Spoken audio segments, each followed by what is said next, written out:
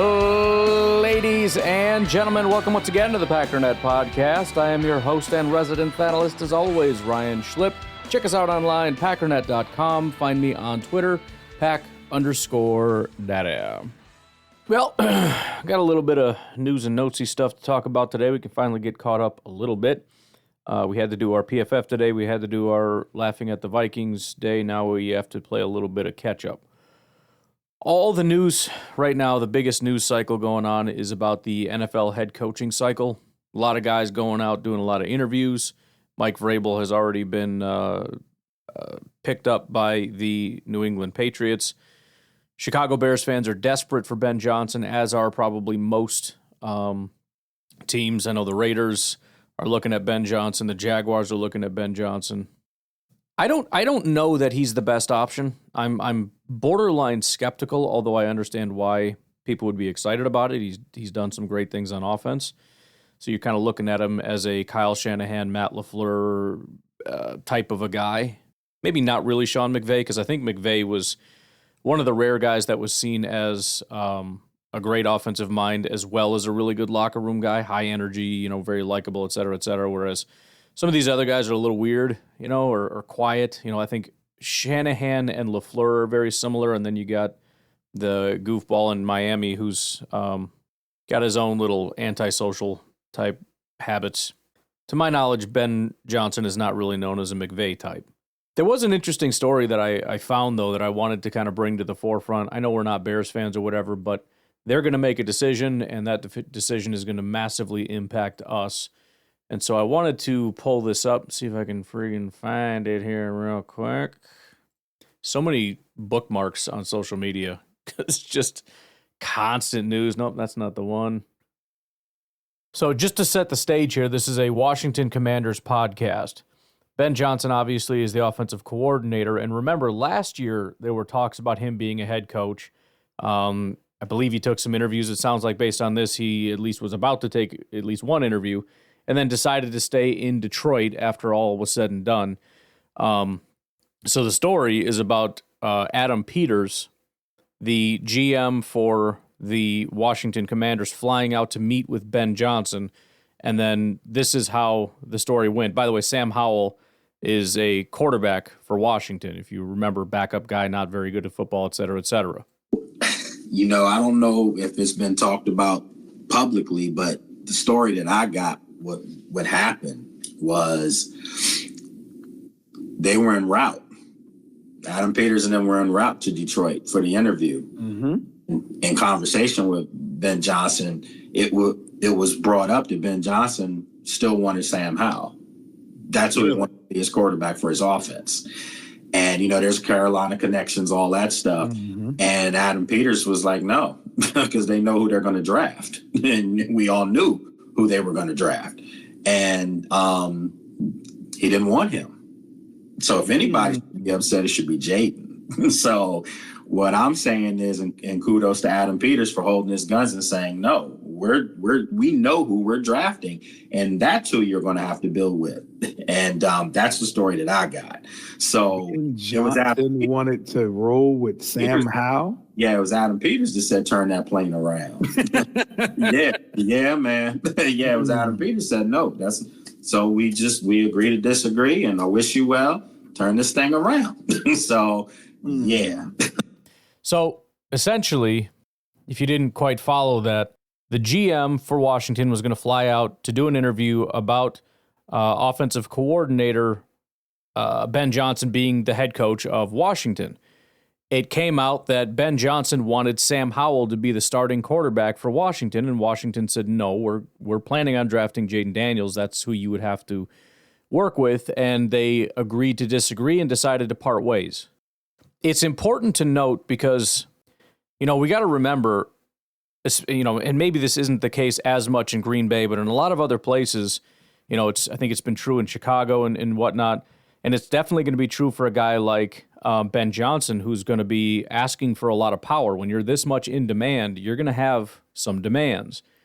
And he's going to have a large voice in not just play design and play calling, he's going to have to, that's the problem with being a head coach. You're actually going to have to set quite a bit of that to the side, and you're going to have to do a bunch of other things. I mean, think about the people that are really not a fan of Matt LaFleur. Some people don't like his play calling, which I think is silly, but overall, generally, those are not the biggest complaints. Time mismanagement and, getting guys motivated and prepared, et cetera. Like, all that goes into it, but also, he's going to have a large voice in what players come in. And why do we believe he's any good at that? This is a guy who wanted Sam Howell over Jaden Daniels. If that's his level of competence in terms of going out and getting players, and he actually were to have a voice in Chicago, I don't know if that tandem of Ben Johnson and Ryan Poles wouldn't be kind of beneficial to us, to be honest. I'm still not sure I want that, but it just kind of goes to the whole thing of, he did a good job in a certain situation with certain people and with certain responsibilities. Right, he was strictly focused on offensive play calling, which worked in this system. What does Ben Johnson do when he doesn't have that offensive line? And he doesn't have Amon-Ra St. Brown, and he doesn't have one of the most accurate throwers of the football in the NFL, sitting behind maybe the best offensive line in football. Is he still going to be really good at stuff? What if he goes to Chicago and he has offensive line with a quarterback that's not only not accurate and can't throw beyond 10 yards, but holds onto the ball too long? Now what do you do? And instead of Jahmyr Gibbs, you have DeAndre Swift. So, anyways, with that said, as of right now, it looks like, and this has been going back and forth, we've heard a ton about the Jaguars and how that's basically a done deal with Ben Johnson. There's also a report, though, that Lions offensive coordinator, reportedly a top candidate for the Raiders head coaching job, Fox Sports announcer and Raiders minority owner Tom Brady, is involved in the search. And there's been a lot of talk that Tom Brady's going to have some sway. The bottom line is the Bears are kind of getting pushed to the back of the line. As much as they talk about this is the best job in football that everybody wants, it's kind of looking like the 1A and 1B right now are Jaguars Raiders. Meanwhile, Robert Saleh, former Jets head coach, has drawn interest from the Cowboys, 49ers, and Jaguars for various roles, including head coach and defensive coordinator. I would assume if one team is throwing defensive coordinator and the other is throwing head coach at you, you're going to take the head coaching role. Now, he would have to actually close the deal, but the 49ers are not going to offer him a head coaching role. So I would borderline say he's not going to go back to being a defensive coordinator. I think he's too big for that right now. So for me, the move is you go talk to the Cowboys, you go talk to the Jaguars, you see if you can win that job over other people as a head coach. And if not, maybe you stay another year in a consulting role. You get paid bags of money to, sit at home and get on Zoom calls and just kind of critique stuff. And I mean, it's a cake job for a guy that has, compared to being a head coach, which is shockingly stressful. Hilarious news, Josh McDaniels, former Patriots OC, is being considered for a return to New England because we're just going to put the band back together, man. I mean, it's just, New England is its own little ecosystem, isn't it? It's crazy. Guys leave, and then when it doesn't work, they come right back to New England. Joe Witt, former Green Bay Packers cornerback coach and I think pass game coordinator during the Mike McCarthy era, has been kind of out and about doing different stuff, but right now, Commanders defensive coordinator, looking at Jets head coaching vacancy. I actually had Jets podcaster reach out and ask for some insights. Like, would you be willing to come on the show and talk about him? Like, bro, I couldn't tell you anything more than you could find on Google about that guy, to be very honest with you. John Spytek, Buccaneers assistant GM, front runner for the Raiders GM position. Sheldon White, Steelers director of pro personnel, currently is a candidate for Raiders general manager. And then in addition, the Bears, who are doing tons and tons of interviews. I don't even know exactly what that list is up to, how many have been done or what, but it came across my timeline. The Bears apparently completed an interview with Arthur Smith, which is one of those sort of Mike McCarthy, Vrabel type of guys in my mind, where it's more of a proven veteran coach, leader locker room type of guy. Also just in that camp of nobody in Chicago is going to want him. It's actually kind of funny. Josina Anderson said, what NFL coaching carousel questions do you have? And one of the comments, are the Bears being laughed at by the rest of the league? And what does Kevin Warren do? And Josina Anderson said, no, they're not. They're just prospects and league execs who value the Jags job more. Like, no. They're not being laughed at. They're definitely a super talented and legitimate organization. It's just people would rather be a freaking Jaguar than a Chicago Bear. So, no big deal. There's also this. Windy City Gridiron posted a tweet. As the Bears continue their head coaching search with more interviews, people around the league are questioning if the extensive list shows problems at Hallis Hall. Bill Zimmerman quote tweeted it and said, took a deep dive around the league about the Bears' process. The reviews were not positive. Jackson said, good work on the piece, but dang, this is not good. We probably aren't getting Johnson. Bill Zimmerman said, at this point, I expect him to go to Vegas. The article starts off like this. The Chicago Bears have requested an interview with former Minnesota State and Orlando Breakers head coach Hayden Fox. If you don't know the reference, look it up. At this point, it wouldn't be surprising for any name to pop up on the Bears list. The candidate list has grown to at least 20. Some people who cover the league believe the list is closer to 25 names. Bears fans and many Chicago media have argued it doesn't hurt to talk to as many people as you can, talk to everybody. It doesn't hurt until it does. Multiple sources around the league have told Windy City Gridiron that the Bears list has grown so large that it's creating a detriment to the perception of the franchise, which could end up costing them their top choice. The Bears search appears to be unfocused and shows a franchise that doesn't really know what they're looking for. One former executive said, look at the Patriots and Raiders. The Patriots wanted Vrabel from the onset. The Raiders are ensuring the world knows their top target is Ben Johnson. The Bears want the league to know that they're leaving no stone unturned, but you don't find great coaches under a rock. From various media outlets over the last 6 weeks, we've heard the Bears want a, quote, leader of men. The Bears may want a coach with experience, and the Bears want to focus on a coach who can further the development of Caleb Williams. If those reports are accurate, the name on the Bears list that best fits the description is Mike McCarthy. The belief here is that the Bears will give McCarthy an extensive look now that the Cowboys have made him available. If Warren doesn't want to swing big, the name he may be focused on is Notre Dame's Marcus Freeman. Freeman has quickly risen the coaching ranks from Notre Dame. He's built the Notre Dame into a true title contender and just received a massive extension from the university last month. A couple of media members have talked about Warren having an affinity for Freeman, and a source to WCG confirmed that Warren has Freeman near or at the top of his personal list. The question there is, would Freeman make the jump, especially after he just got a big contract to stay in Notre Dame? So, anyways, the whole thing is freaking hilarious. Everyone's laughing at the Bears. And you know, at the end of the day, they're going to get somebody. Maybe it's Ben Johnson. I don't know. Either way, they're going to say it's the greatest thing that ever happened. Whether it is or isn't, it doesn't matter because the Bears always win the offseason. So they're on their way to winning it. Even though now every single one of them saying, I don't want Mike McCarthy. If they hire Mike McCarthy, they're going to say is the best hire in the history of the world. He knows the Packers organization. Blah, blah. It doesn't matter. Also got Vikings assistant quarterbacks coach requested an interview by the Seahawks. Vikings quarterback Sam Darnold forecast to receive a mid-tier contract comparable to Geno Smith or Baker Mayfield. I'll be honest, it's not a bad deal for him.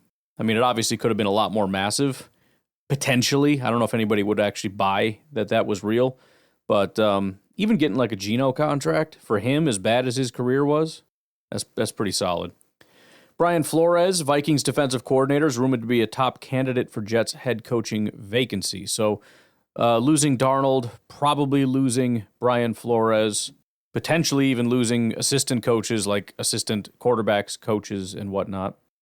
Aaron Glenn, defensive coordinator for the Detroit Lions, strong candidate for the Saints head coaching vacancy.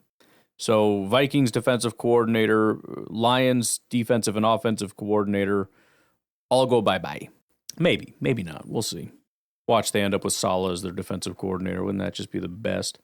And then finally, David Montgomery for the Detroit Lions did practice in full and is expected to return for the divisional round against the Commanders, which sucks because, you know, he's a pretty big asset for Detroit. So, all right, let's take a break. When we come back, I want to go through Matt LaFleur's press conference. Usually I just do kind of bullet point type stuff, but I want to kind of actually go through it, as in listen to it, comment on it, et cetera, et cetera. We'll take a break. We'll be right back.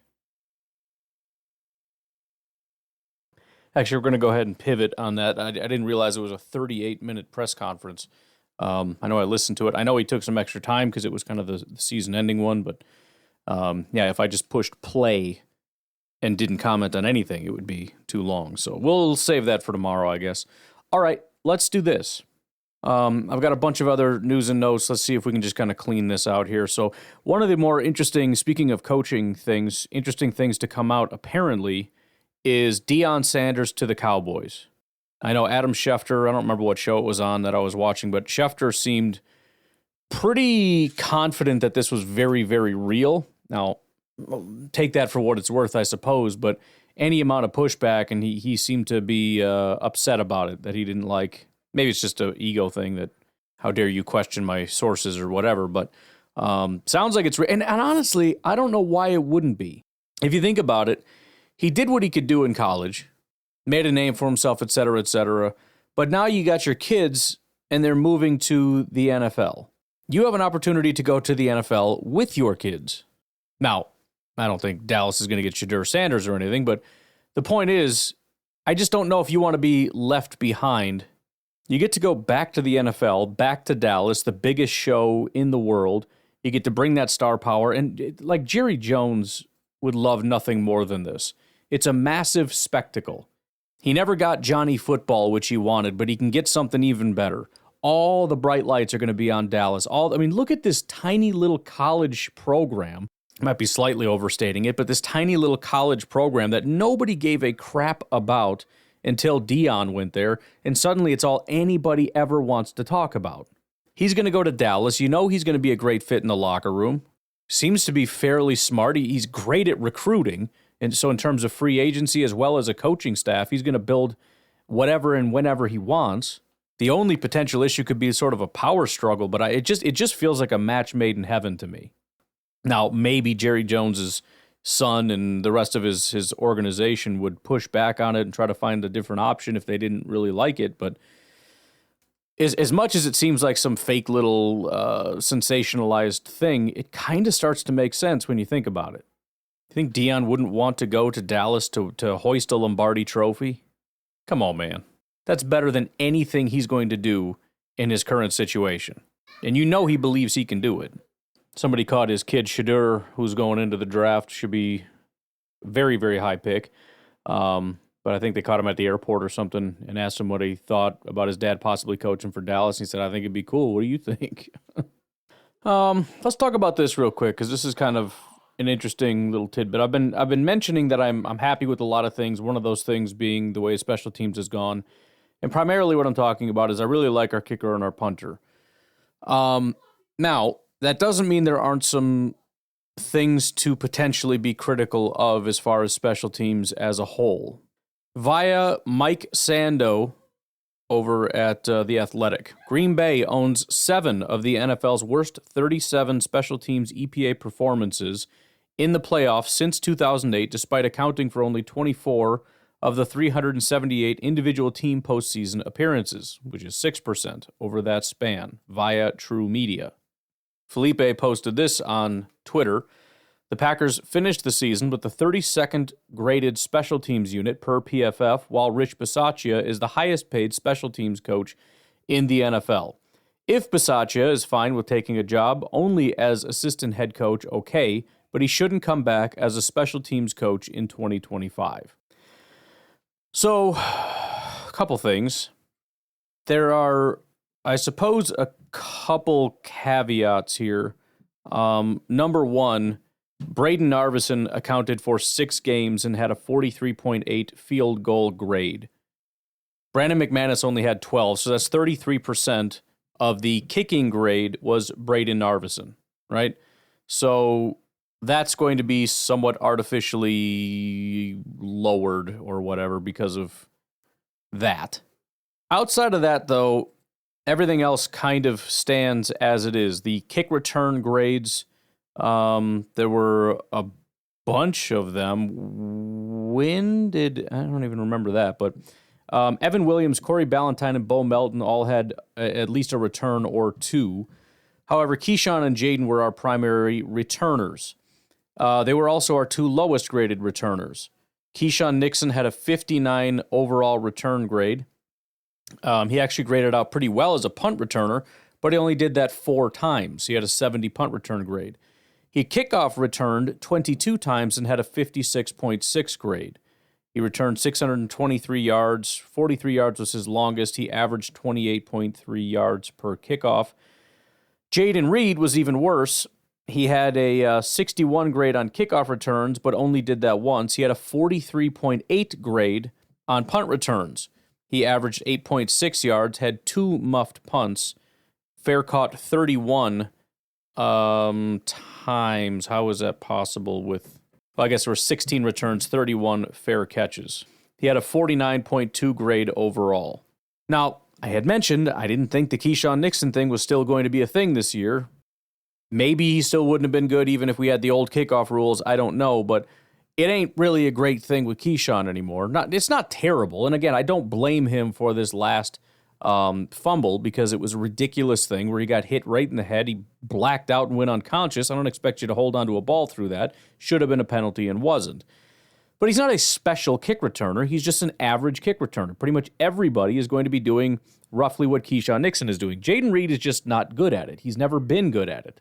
I don't know why they're so insistent on keeping Jaden Reed there. Every single time, I mean, look, there's only a couple things that Jaden Reed does. Number one, he scares the crap out of me that he's going to end up muffing one of these. I know it only happened twice. We'll call it only, but it still makes me nervous every single time. Number two, he has a terrible habit of fair catching punts that he had a lot of room to return, and you can see him get frustrated and be like, oh man, I shouldn't have done that. So he never really figured that out. And then number three, his favorite thing to do is to actually catch it, not call a fair catch, and stand there for what feels like 4 minutes before he decides to start running. I don't know what he's doing. He has to stop and contemplate life for a while, decide what to do. He usually runs laterally, and if he gains a yard or two, it's usually a big surprise by me. Now, how much of this is Rich Bisaccia's fault as opposed to just not having the right people? I don't really know. But if we're not going to blame him for what isn't working, then we can't really give him credit for what is working, which would be McManus and Daniel Whalen, right? So that knife cuts both ways. We got to pick one lane or the other. Also, very strangely, and I have no idea how this is even graded, on kickoffs. To me, a kickoff is a kickoff. I don't really know what constitutes a good or bad kickoff, but Braden Narveson had a 25.7 kickoff grade. Brandon McManus has a 26 kickoff grade. Now, maybe, again, I think a lot of the kickoff stuff as far as kicker stats are concerned are stupid because a lot of it has to do with the other guys and their ability to tackle, like the net kickoff distance or whatever. Well, that is the distance you kicked it, which the distance you kicked it is a lot of times what you were told to do. Same with punters, right? Not every kick is kick it as hard as you possibly can, minus what everybody else on your team is able to do, which has really nothing to do with you unless it's up to you to make the tackle, which it shouldn't be because that would also be a failure of the rest of your team. But anyways, I do notice, I don't know how long they've had this. I've never seen this before. Average field position after kickoff, 29.5, which again, I mean, I don't know how much the kicker impacts that. Either you kick it out of the end zone, which is a coach's decision, or you kick it short in hopes that your coverage guys can go down and make tackles, which you're only going to be given those opportunities if your special teams coach / head coach, whatever, decide that you have a good enough unit to do that, and then it comes down to their ability to do that, which has nothing to do with the kicker. But whatever. Again, I don't put a ton of stock into PFF grade being super low because of all these weird little factors. If we also look one more thing here at the rest of the grades, and I've mentioned before, usually at the end of the year when Packers are terrible, you'll have maybe one guy in the 70s as far as special. This is the field goal block, punt coverage, punt return, kick coverage, kick return units, This time there's a little bit more, but not a ton. Corey Ballantyne had a 71, Eric Wilson 74. That is our special teams ace right there. I appreciate that guy. Carl Brooks, 75. Edgerrin Cooper, shockingly, 76. Colby Wooden, 77. And then our top guy, which I didn't realize, Malik Heath, 82.4 special teams grade. On the negative side, again, we'll go below 55. Chris Brooks, 54. Jordan Morgan, TJ Slayton, Luke Musgrave, John Fitzpatrick, Keyshawn Nixon, Xavier McKinney, and Omar Brown, low 50s. Aaron Mosby, 47. Robert Rochelle, 44. Bo Melton, 39. Matt Orsich. That dude, man, we got to do something about that. This is ridiculous. 35, and then the only guy lower than him was Kamal Hayden, I don't know, 33.3 grade. So look, I don't really know. I do think our special teams has grown leaps and bounds, but again, is that Brian Gutekunst going out and getting Daniel Whalen and Brandon McManus? Or is that something about Rich Bisaccia just doing something fantastic? Let's remember, it was largely Rich Bisaccia that wanted to bring in Anders Carlson because he knew his brother and said, I can work with this guy, I can make it work and everything else, and that ended up being kind of a disaster. As far as I know, that's the big contribution we've gotten from him. The other thing, I don't remember if this was the second part of his post or if somebody else said it or whatever, but the comment that, if he wants to stay the assistant head coach or whatever his specific title is, fine, but he's not coming back as a special teams coach. I mean, look, I think the whole point of that whole deal was that Matt LaFleur wasn't seen as sort of that dude to kind of, bring that energy and the culture or whatever, and Rich Bisaccia was going to do that. And if we're saying that they still don't have that, then what is the point of Rich Bisaccia in that role? I could be wrong about why they put him in that role, but I don't think so. So, look, I mean, we rolled out the red carpet for him. We made him the highest paid special teams coach, which, by the way, I'd like everybody to recognize that every fan in the world wanted us to do exactly this. Everybody was mad that the Packers get cheap, and you shouldn't be cheap, and you should spend all the money on a special teams coach, and you should give him everything he wanted. And we overpaid the guy, and we gave him an extra special position so that it came with a big pay raise and everything else, because that was going to fix everything. This is exactly what the fans wanted. And guess what? It didn't work, did it? So, a little humility, a little accountability here, just to be clear, because if they didn't do it, and the Packers had a bad special teams unit, they would have said, oh, you should have paid. We had an opportunity to pay Rich Bisaccia, and you didn't do it. Blah, blah, blah, blah, blah, blah, blah, blah. So before the same people that pissed and moaned that the Packers better not be cheap and they better not let this guy go out the door, and you damn well know that you said it, before you start coming in here and saying, oh, they still can't fix it, why can't they fix it? Let's remember that they did exactly what you wanted them to do. That said, I don't think Rich Bisaccia is going anywhere. I think he's very respected. I think they really like him. Do I think he has earned his contract, much like we talk about with a lot of other guys? You're highest paid this, big contract that. Do you live up to it? No. Now, I think DVOA has them closer to 15th, which feels much better than 32nd for sure. But whatever it is, I don't know that top 10 would make a lot of sense.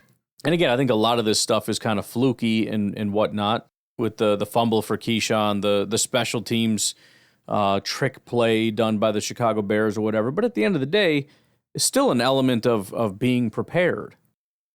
Even if, the Bears probably could have pulled that on 32 teams and the majority of them fall for that bull crap, still, that still does fall on you. And you being this massive guru, which, again, when he came in, I went over the statistics. He has not really ever had a very good special teams unit.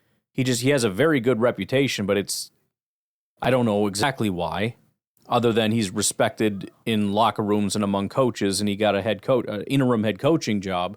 And so, therefore, he's seen as, well, if you're a special teams coach that has head coaching chops, you must be an exceptionally good special teams coach. But I don't know that beyond that there was ever any teeth to that belief. He certainly is more of an old school guy as opposed to these sort of new up and coming whatever. And I know nothing about special teams as far as, we get a general understanding of offensive scheme, defensive scheme, and all that. Nobody knows what's going on in the special teams realm. But there is stuff going on. There are, especially with the new kickoff rules and everything. It wouldn't be the worst idea in the world to take a peek around the NFL. Who had the ideas? Who was being original? Who came up with these certain concepts and everything? Because I'm sure as these kickoff things went along, there were copycat things going on. Certain people started doing what other people were doing, and go find out who was copying who. Who knows? Maybe they were copying the Packers. I don't know. But So it's not a bad time to find out who the innovators are and take a peek in that direction. Again, I don't think it's going to happen. And I will defend the special teams unit insofar as I think that they were an asset more than a liability. But that doesn't necessarily mean that I think Rich Bisaccia is a, let's say, top half special teams coordinator, because I don't think he's ever really demonstrated that. I don't really remember a lot of guys developing. I know we had bad players that stayed bad, and then we had good players come in that were already good that stayed good. You know, we went and got Eric Wilson, who was already good, and he came in and was good. We brought in Keyshawn Nixon from the Raiders because he had familiarity with Rich Bisaccia and special teams. He came in to be a special teamer. Now he's adamant that he doesn't want to do that because he's a number one corner, which is cute and all. But one of the reasons I definitely want to go get a corner so we can just put that to bed. Although we'd have to probably get 3 because Keyshawn's still probably the best we have, which is just sucks. Maybe I'm being too hard on Keyshawn, but whatever. Bottom line is the Bisaccia thing. I think the special teams hate is somewhat unwarranted, but that doesn't mean I'm defending Rich Bisaccia. And if you feel that we should go in a different direction, I'm certainly not going to fight you on it. But I also think that it's somewhat of a moot point because I don't know that really anybody, I shouldn't say anybody, there's a chance that some of these coaches are going to be some reshuffling. You know, I mean, it's the first year with Halfley and, you know, there's been some reshuffling and, you know, we'll see what happens. But I would guess it's going to be largely the same coaching staff coming back. I don't think there's going to be a lot of guys getting poached, and I don't think there's a lot of guys that are going to get fired. So, you know, we'll see, but I don't think so. Should they? Maybe. All right, let's take our final break, and we'll come back and find out what else is going on in the world. We'll be right back. All right, so why don't we talk about the quarterback coach situation? If you aren't familiar, Tom Clements has decided to retire at the age of 71. He has a 25-year NFL coaching career. He returned to the Packers in 2022 at the request of Aaron Rodgers. He helped to stay on. He stayed on to help with Jordan Love, which was a very cool thing. I think we all really appreciated that. We obviously saw a lot of growth in Jordan Love in that time.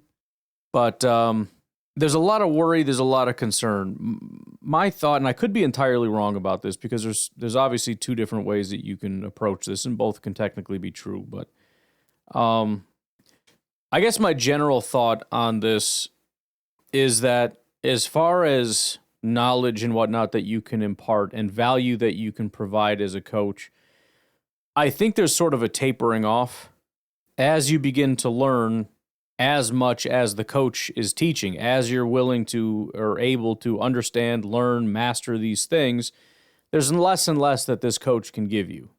And I've talked about this before. I don't dislike the idea of regular coaching rotations for that exact reason. You got people in there, they've heard the voice, they've taken all the tools that you can provide. Let's find somebody else that can bring a fresh set of eyes and a new perspective.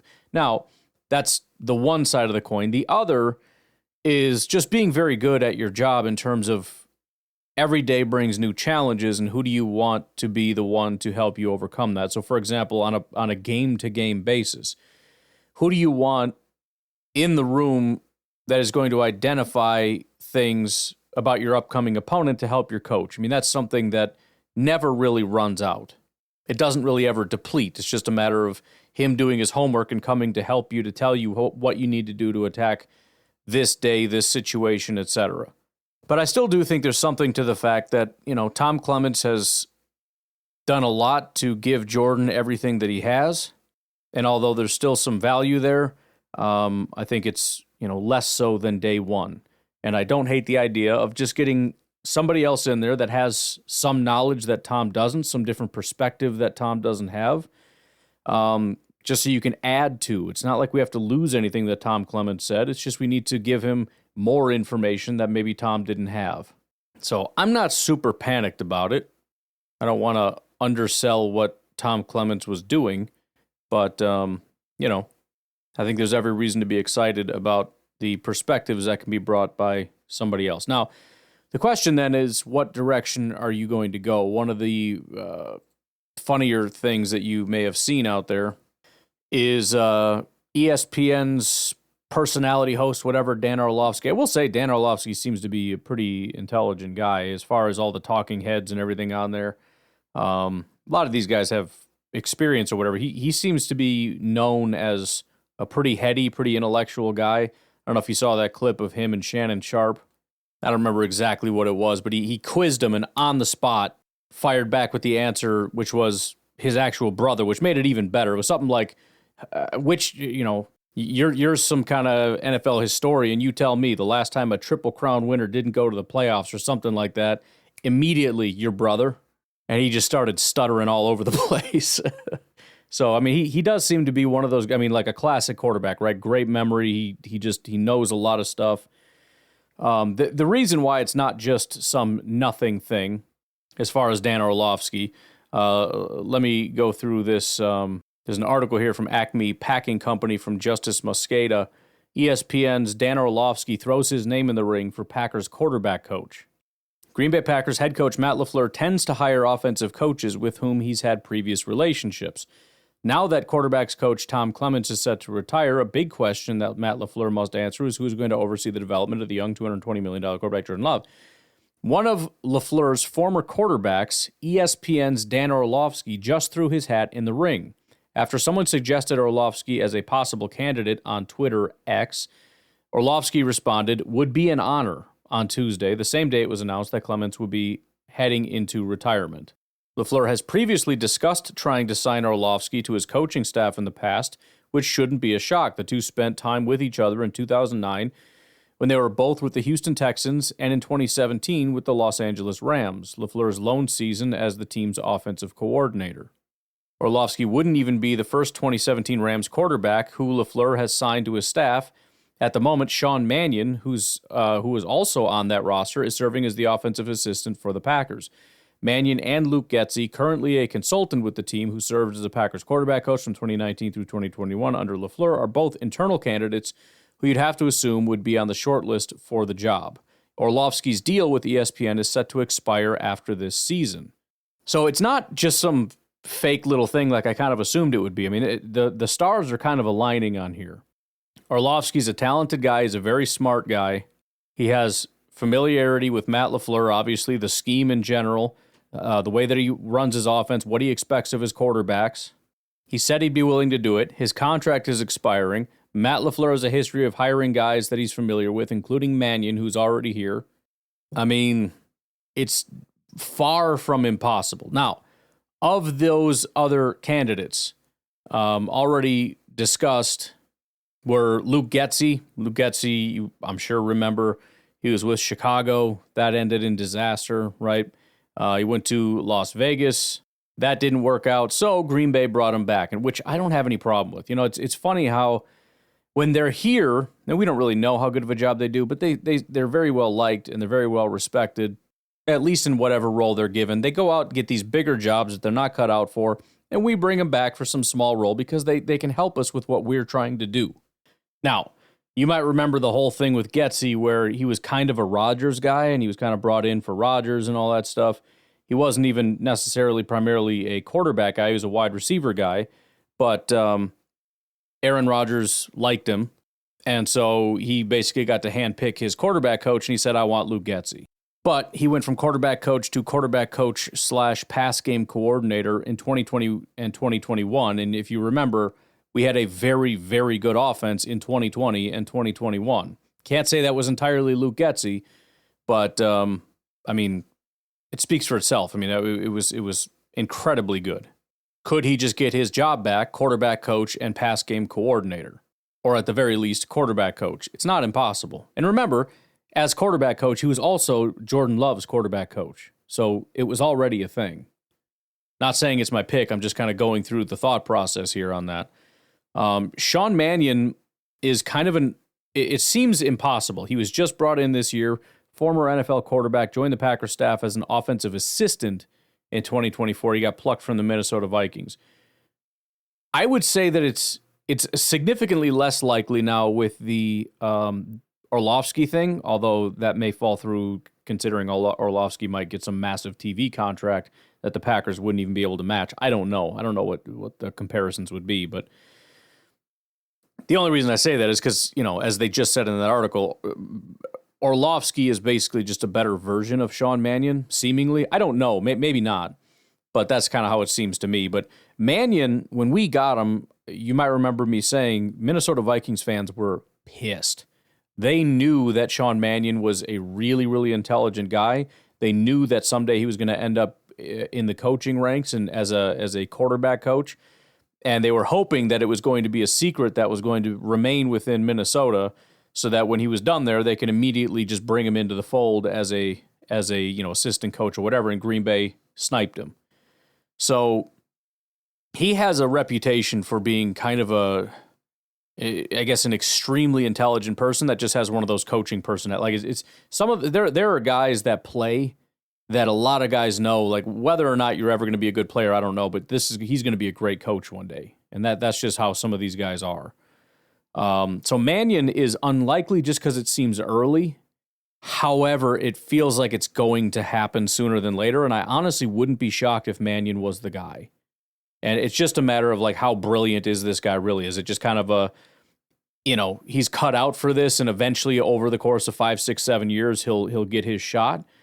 Or is it, no, this guy's actually shockingly brilliant and he skyrockets up the ranks? We'll see. The other guy that's not mentioned at all, that should be, because he's essentially next in line right now, is Connor Lewis. He is the current assistant quarterbacks coach. He's been with the team for 3 years and is a trusted guy by Matt LaFleur. So he's been in the system. He's been working his way up. And again, he's next in line. I mean, he's the assistant quarterback coach, and the quarterback coach just left. Here's a little snippet. Not all of it is fantastic. Named to his current position, February 1st, 2022, Connor Lewis enters his 3rd season as assistant quarterbacks coach, 9th season with the Packers. Originally hired as a football technology analyst intern in 2016. Lewis spent 3 seasons, 17 to 19, as a football technology analyst. He joined the coaching ranks as an offensive quality control coach in 2020 and then was promoted to special teams assistant / game management specialist in 2021. In his current role, Lewis works in support of quarterback coach Tom Clements and also assists with the team's situational football and game management.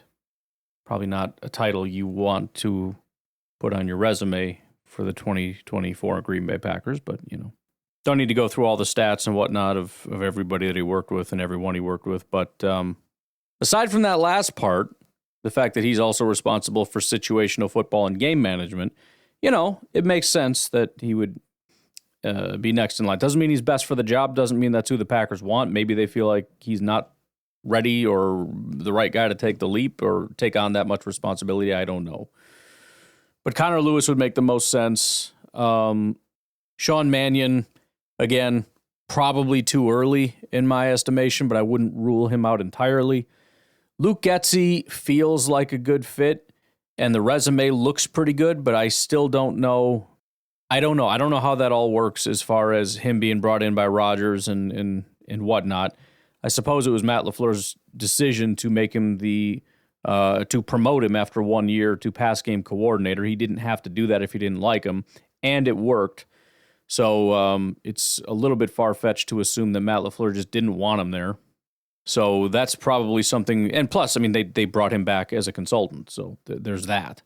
So of those 4, those are the 4 right now to keep an eye on. I don't know if there are any other names that have come up.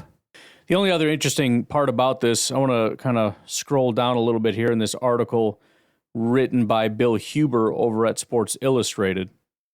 A lot of talk about Tom Clements, Matt LaFleur, being quoted as really praising Clements and the stories he told and what a great job he did and how respected he is and et cetera, et cetera. The in-house options are Connor Lewis, who just completed his 3rd season as assistant quarterbacks coach and is a trusted lieutenant of LaFleur, and Sean Mannion, a former NFL quarterback who joined the staff this year. Quote, potentially, we'll see what happens, unquote. LaFleur said when asked if he'd hire one of them, though the exaggerated raising of his eyebrows perhaps indicated he's made his decision. Now, I have to assume that, if Bill Huber's not reading too much into it and he has made his decision, it's very likely going to be an in-house candidate. And Getsy could technically be in-house, you could say, but I don't think he would, first of all, make a decision that fast on somebody outside of the building, especially since you'd have to talk to him and everything else. decide if they want to come here. But beyond that, it would be kind of a jerky thing to do, to be like, I don't know, we'll see. It's definitely not one of these jagoffs, you know what I mean? It's kind of a smiley, excited, happy, like, oh yeah, one of the guys, like it's going to be in-house, you know what I mean? So I would lean in that direction unless Bill Huber is incorrect in his thinking that potentially the decision has already been made. So we'll see, but I wouldn't be surprised if an announcement is made relatively soon. I mean, you got to remember, all those years we were hoping, the last 2 years, we were hoping Joe Barry would be fired and all these linebackers coach, everybody else is going to be fired. It ended up happening pretty quickly after the season. There was a several week period, there's like the exit interviews. We got to sit down with the players. We got to sit down with the coaches, et cetera. But it's not really a long drawn out thing. It's something that takes weeks, not months. So any coaching changes or whatnot, that news is going to start to unfold relatively quickly. All right, folks, there's a billion little tiny things like this that we can dig into, but I'm going to leave it at that for today. Maybe tomorrow we'll do the press conference. That's going to be a heck of a thing. But anyways, have a good one. Bye-bye.